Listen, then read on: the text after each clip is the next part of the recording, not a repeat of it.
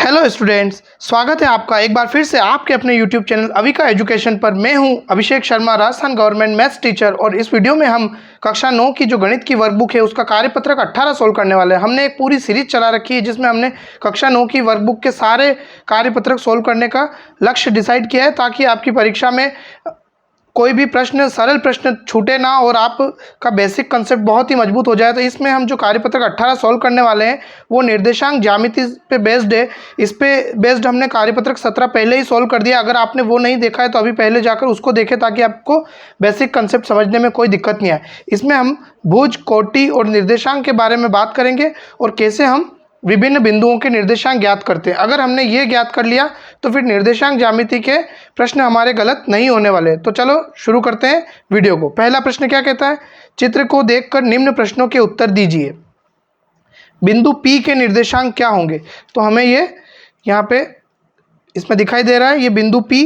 सबसे पहले आप बताएं मुझे कमेंट करके कि ये कौन से चतुर्थांश में। हमने कार्यपत्रक 17 में सभी चतुर्थांश के बारे में बात की थी।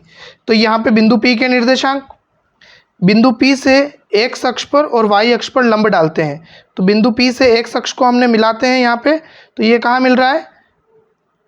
2। और y अक्ष को कहाँ मिल रहा है? ये आप देख सकते हैं 4 पर। तो इसके निर्देशांक क्या होंगे? बिंदु P के निर्देशांक ऐसे लिखे जाते हैं, P फिर कोष्टक बनाकर 2,4। बात करते हैं अगले प्रश्न की। बिंदु Q का भुज लिखिए। तो हमने पिछले वीडियो में भी इस पर बात कर चुके हैं। तो हम जानते हैं कि किसी बिंदु के निर्देशांक अगर x y है तो उसका x निर्देशांक जो कि पहले लिखा होता है वो भुज कहलाता है और y निर्देशांक कोटि कहलाता है। एक बार वापस से हम इन सब बिंदुओं को रिवाइज कर लेते हैं। x निर्देशांक अगर 0 है तो वो y अक्ष पर स्थित बिंदु होगा, y निर्देशांक 0 है तो वह x अक्ष पर स्थित बिंदु होगा, और एक्स वाई अगर किसी के निर्देशांक है तो वो उसकी x अक्ष से दूरी उसका y निर्देशांक होगा और y अक्ष से दूरी उसका x निर्देशांक होगा। ध्यान रखिएगा इन बिंदुओं को। तो यहाँ पे पूछा है बिंदु Q का भुज, भुज यानी कि x निर्देशांक। तो यहाँ पे हम देखते हैं बिंदु Q कहाँ है, ये दे रखा है। तो यहाँ से x निर्देशांक कैसे फाइंड आउट होगा? x अक्ष पर लंब डालेंगे। तो वो लंब यहाँ पे थोड़ा ब्लर हो रहा है, ये लंब है यहाँ पे कहाँ मिल रहा है? -3 पर। कहाँ मिल रहा है? -3 पर। तो Q का भुज कितना हो गया? बराबर -3। बिंदु R की कोटि, वापस बात करेंगे, कोटि किसे कहेंगे? y निर्देशांक को। तो बिंदु R फाइंड आउट करते हैं। ये रहा बिंदु R और इसकी कोटि के लिए हमको y अक्ष पर लंब डालना है। यहाँ से ये बिल्कुल ये लाइन टू लाइन मिला रहे हैं हम। तो ये कहाँ मिला? -2 पर। तो R की कोटि कितनी हो गई? इस तरह से ही छोटे छोटे प्रश्न आएंगे परीक्षा में जो आपको बहुत सारे नंबर दिला देंगे। R की कोटि -2। अगला प्रश्न, बिंदु S की कोटि लिखिए। बिंदु S देखते हैं ग्राफ में कहाँ है, ये रहा बिंदु S। बिंदु S की कोटि लिखनी है तो बिंदु S से y अक्ष पर लंब डालते हैं। ये देखिए -3। तो S की कोटि कितनी हो गई? -3। और अगर हमें S का भुज निकालना होता तो यहाँ से S से x अक्ष पर लंब डालते और वो कितना आ रहा है? 4। बिंदु T के निर्देशांक बताने हैं। तो बिंदु T कहाँ है? ये रहा। बिंदु T से हम ध्यान से देखिएगा, दोनों अक्षों पर लंब डालते हैं। x अक्ष पर डाला गया लंब x निर्देशांक बताएगा और y अक्ष पर डाला गया लंब y निर्देशांक बताएगा। तो x अक्ष पर लंब डाला कहाँ मिल रहा है? ये देखिए आप, यहाँ 4 लिखा हुआ था और y अक्ष पर 1। तो T के निर्देशांक क्या हो गए? 4, 1। आप हमें कमेंट सेक्शन में ये बताइएगा कि बिंदु T कौन से चतुर्थांश में है? T कौन से चतुर्थांश में है और इसके भुज और कोटि क्या क्या है। अब दिए गए ग्राफ में बिंदुओं को प्रदर्शित करना है। तो देखेंगे हम यहाँ पे ये ग्राफ दिया हुआ है, ये ब्लर हो रहा है तो मैंने इसके लिए यहाँ पे एक ग्राफ रेडी कर रखा है। तो यहाँ पे हम बिंदु देखते जाएंगे सेम पैटर्न पर और वो इसमें हम नोट कर लेंगे।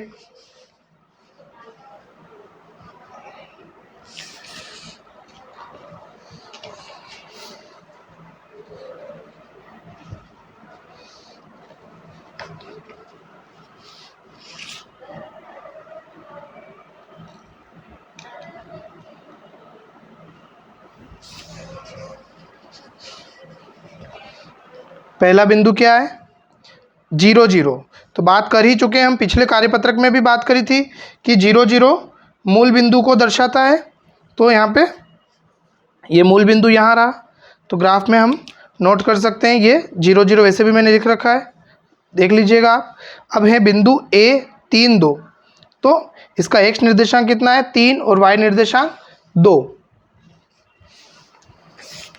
तो 3 2 के लिए x निर्देशांक 3, यहाँ से x अक्ष पर 3 को पकड़ा और y अक्ष पर 2, ये दोनों जहाँ पे कट आउट होंगे वो आपका हो जाएगा। तो ये हो गए a के निर्देशांक 3 2।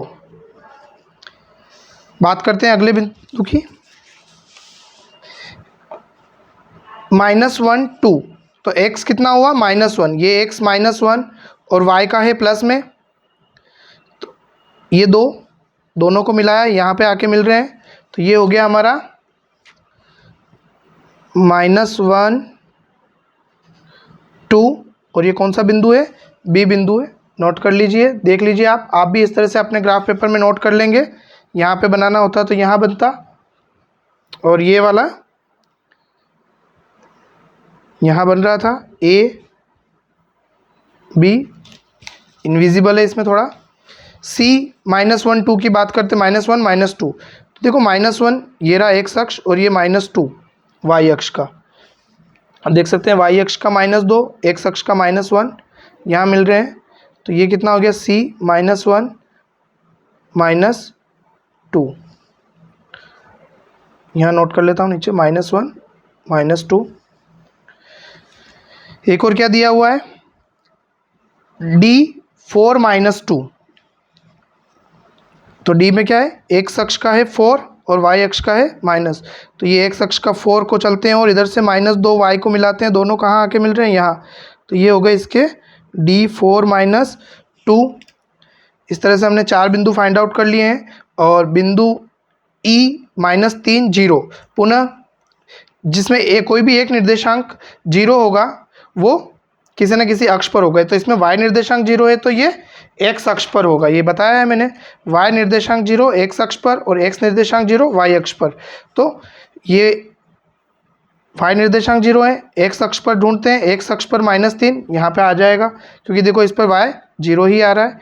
तो ये आपका हो गया -3 0।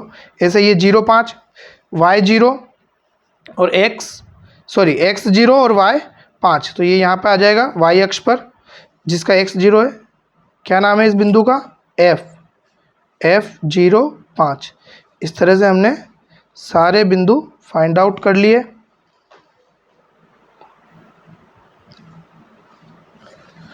और एक बार आप इसका भी स्क्रीनशॉट लेकर रख लीजिए ताकि आपको समझने में आसानी होगी।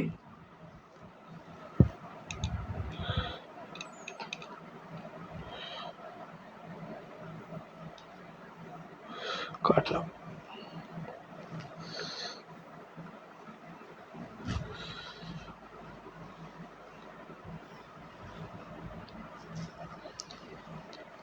आशा है आपको इस वीडियो का कंटेंट बहुत ही अच्छा लगा होगा। अगर आपको ये वीडियो अच्छी लगी हो तो प्लीज़ वीडियो को लाइक और चैनल को सब्सक्राइब करें ताकि आने वाले वीडियो की नोटिफिकेशन आपको जल्दी से मिलती रहे और अपनी तैयारी को ऐसे ही अनवरत जारी रखते रहें। और मिलते हैं अगले वीडियो में, हम सोल्व करेंगे आकलन पत्रक 2 ताकि निर्देशांक ज्यामिति के सारे कंसेप्ट आपके मजबूत हो जाए। Thank you.